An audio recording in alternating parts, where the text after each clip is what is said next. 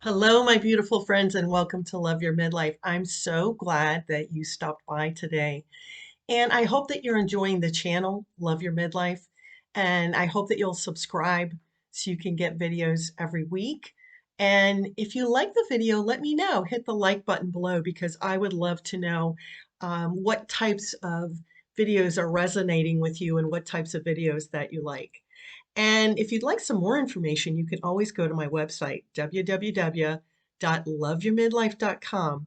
There are a lot of resources there. There are free downloads there. You can find more about coaching there if you'd like to know that. And the podcast is on there. There's lots of fun stuff on there. So definitely check that out if you want a clarity call and find out a little bit more about what you're interested in. All of that is on the website, loveyourmidlife.com. And recently, somebody brought something to my attention, and I wanted to talk about it today because it actually is something that I went through when I was younger. And I remember when I was growing up, I felt very sensitive. And then I actually was even told a couple times that I was overly sensitive. And I thought, what does that mean? That sounds really negative. So, what I realized as I got older is there's a big difference between sympathy and empathy. Sympathy is when you are a very caring person and it's really easy for you to reach out to that person that's having a hard time. Maybe you send them a card or you call them or you stop by and you just want them to know that you know, your thoughts are with them, your hopes, your prayers, things like that.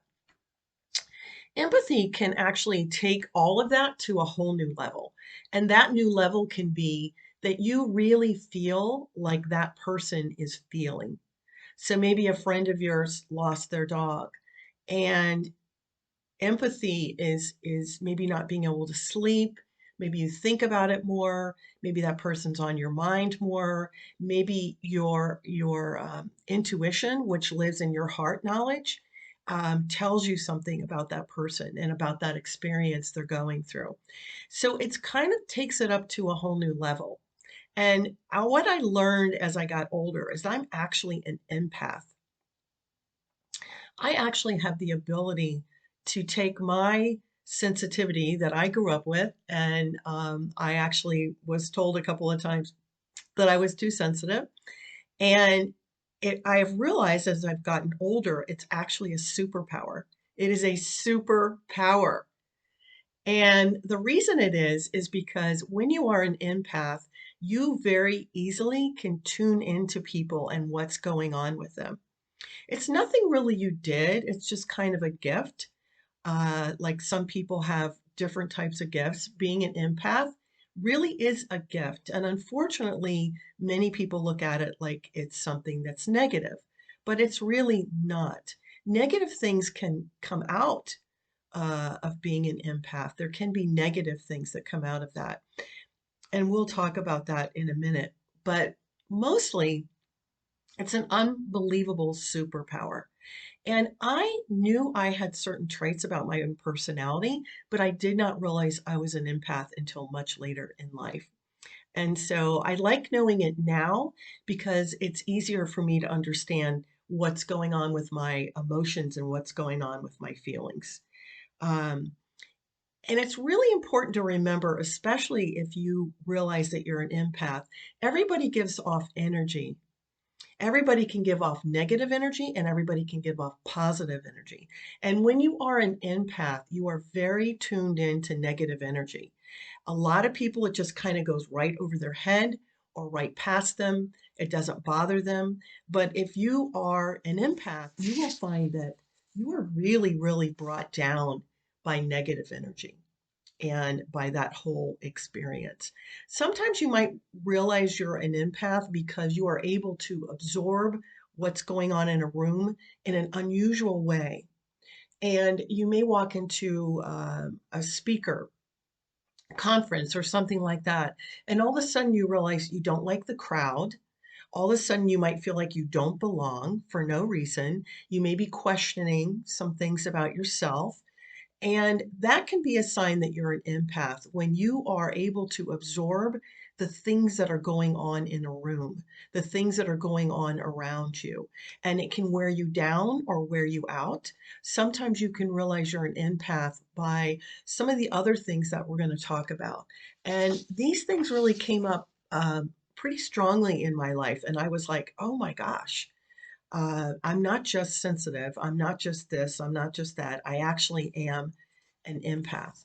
And so, if you're like me and you kind of went around confused for a few years and you couldn't really figure out why you thought maybe you were overly sensitive or some of these other traits, then what I'd like to do is just kind of go over some of the things that are very common with an empath, and then some things that you might want to think about as far as how to protect yourself and make sure that you take care of yourself because you do have that ability to be extremely sensitive. And so, um, some of the traits that might pop up for you if you're a little bit more than sympathetic and you find yourself very empathetic, but then you take it to the whole new level, that would be an empath.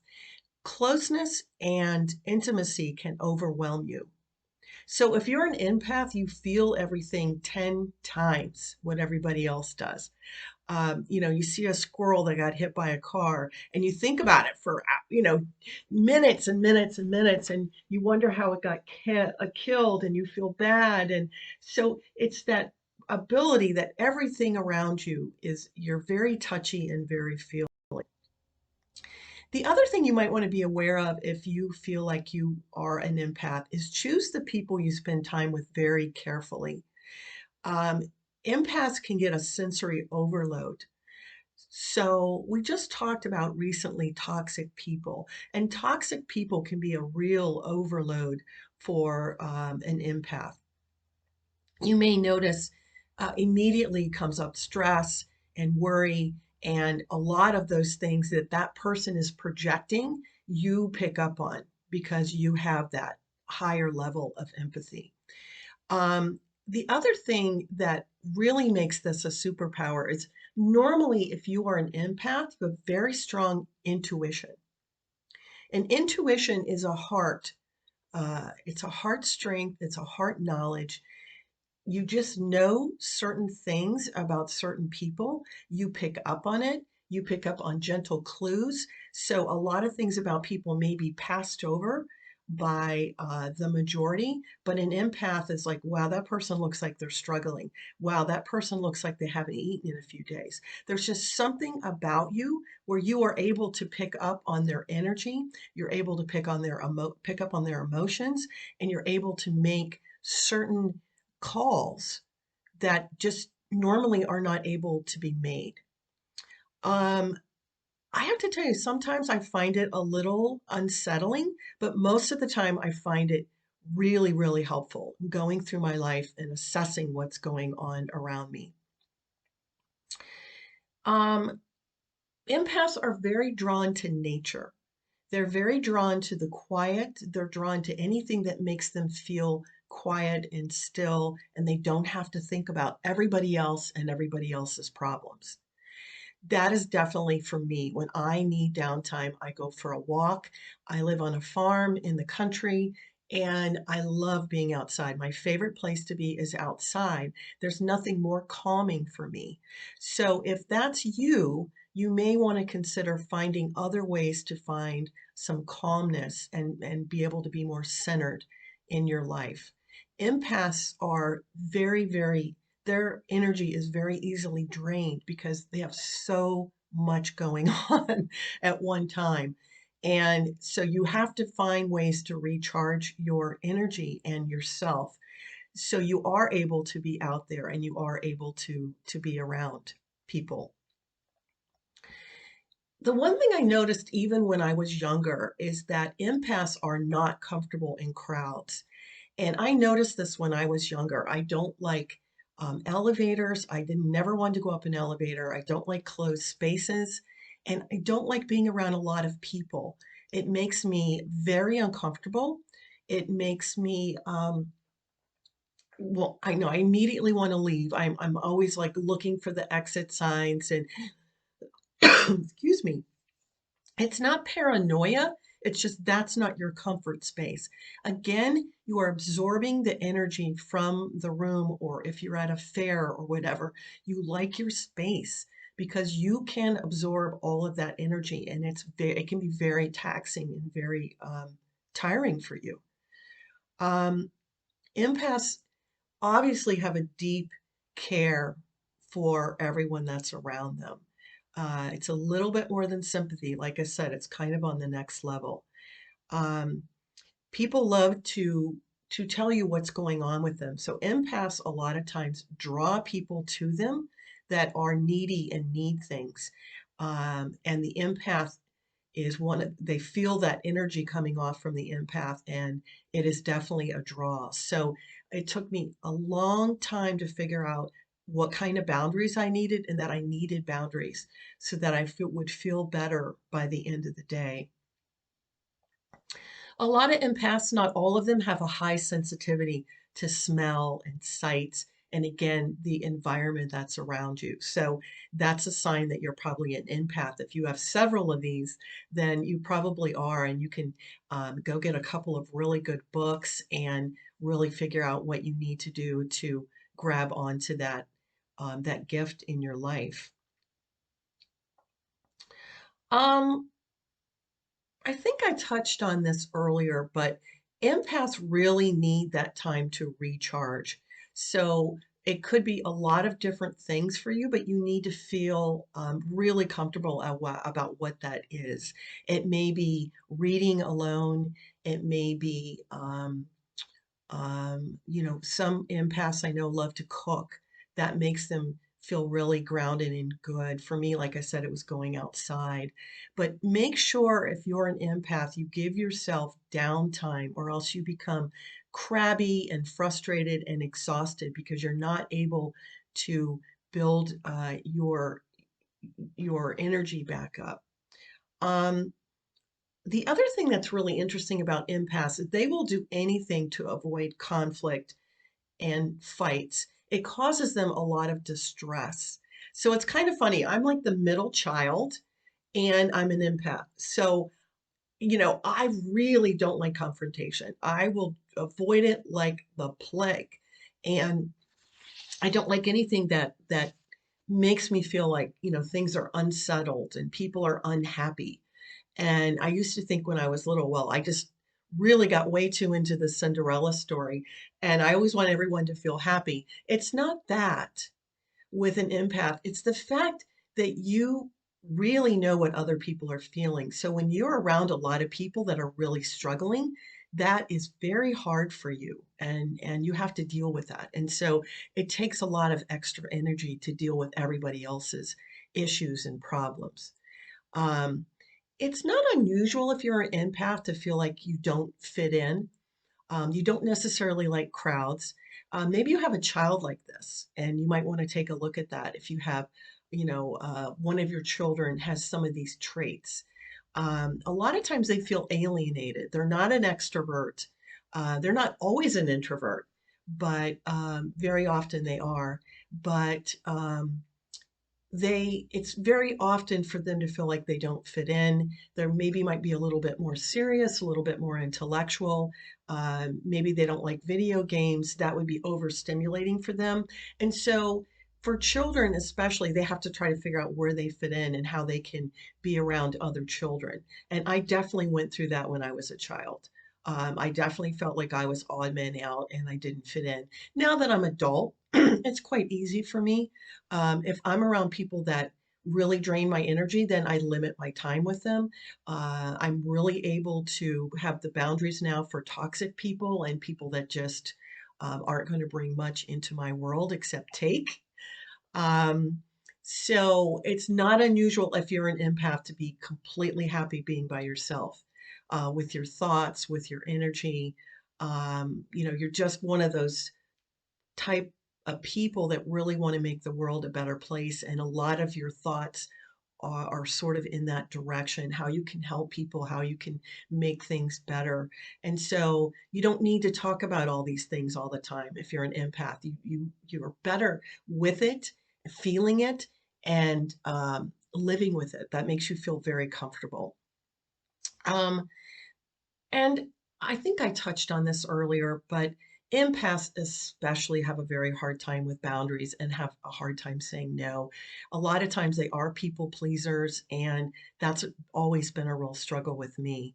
Um, so when you're an empath, you see the world through a different lens. And I'm sure you've heard that saying before that we all see the world through our own lens and we all see the world through different lenses. And it's very interesting.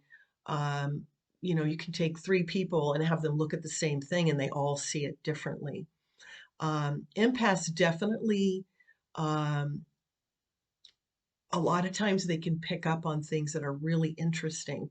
When my husband had a company, he used to always ask me if I would interview the people that he was interviewing because for some reason I would have an intuition about that person. I would say, well, here's what I think.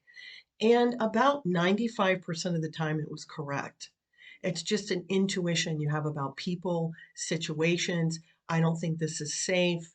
We probably shouldn't do this. They just have that sense, that sixth sense, if you will. I hate to say it like that, but it's kind of true. Um, I'm sure you're wondering, um, if I am an empath, if I do have this personality characteristic, what do I do with it? And how do I feel better about it? Because sometimes empaths don't feel good about um, being intuitive or being overly sensitive or not liking crowds. It can affect your self-confidence. It can affect your self-esteem. So just a couple of tips. Um, use your gift to your benefit.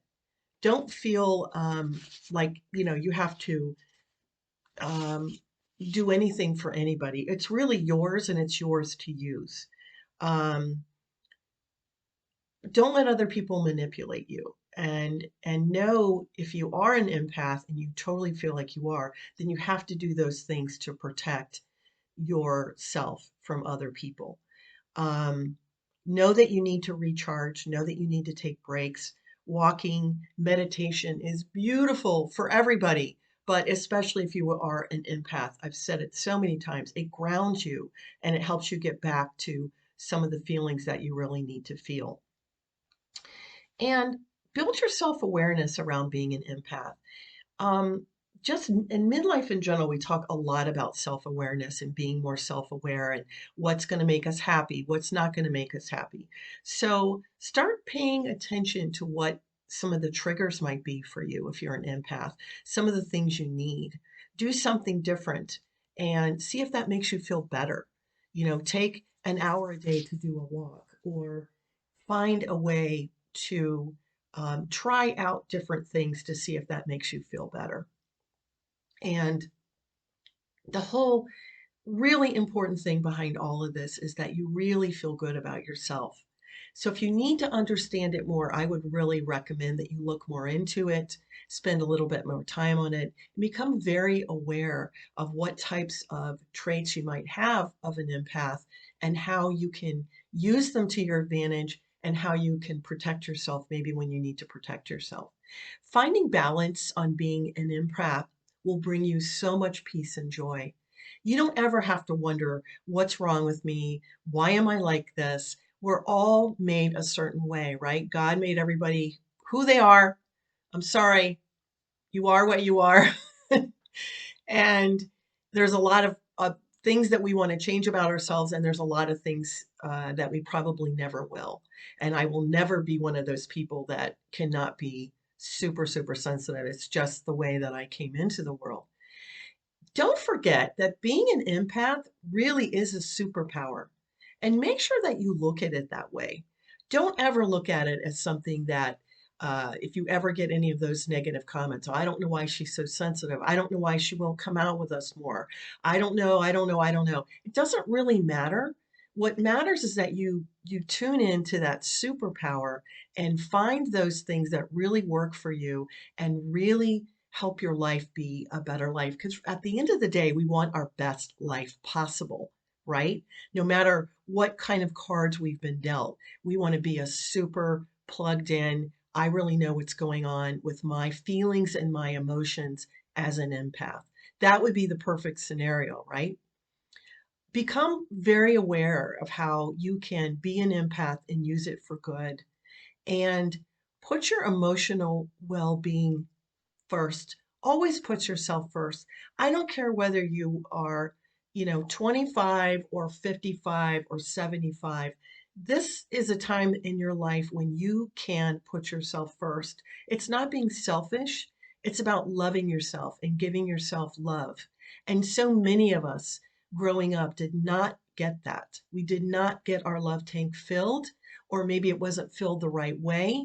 And so we have to step back and we have to figure out what we need to be happy and what we need to be loved and to give love, because that's real, the true happiness in life is be able to give love freely with no strings attached, right? A lot of people call it unconditional love, but it's being really able to pour out the love that you really want to give to your friends and your family, maybe your community service, maybe to the world, maybe to the universe.